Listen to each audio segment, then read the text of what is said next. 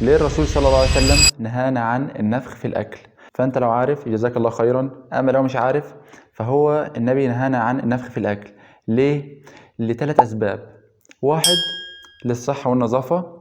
أنت لما بتنفخ في الأكل بيطلع رذاذ من بقك بيكون محمل بالبكتيريا، الميكروبات واللعاب، فبالتالي الأكل بقى معدي، بقى فيه بكتيريا والحاجات ديت. فبالتالي لو واحد مناعته ضعيفة فكل عام وانت بخير، هتلاقي تاني يوم في السرير بعد الشر يعني. تاني سبب نهانا فيه الرسول عن النفخ في الأكل، الأدب والذوق العام.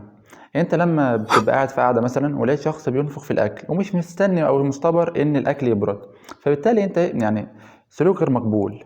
ثالث سبب وهو الاجمل، ان الاسلام واخد باله منا وعاوزنا دايما نعيش في نظام ونظافه، فسبحان الله. طيب نعمل ايه؟ الحل البسيط جدا، انك تسيب الاكل يبرد.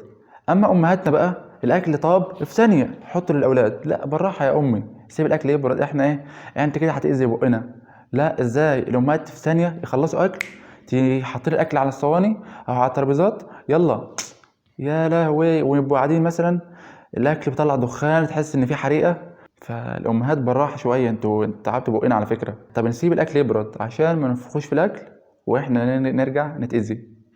بس كده، انا بقدم معلومات طبيه لو حابب تتابعني.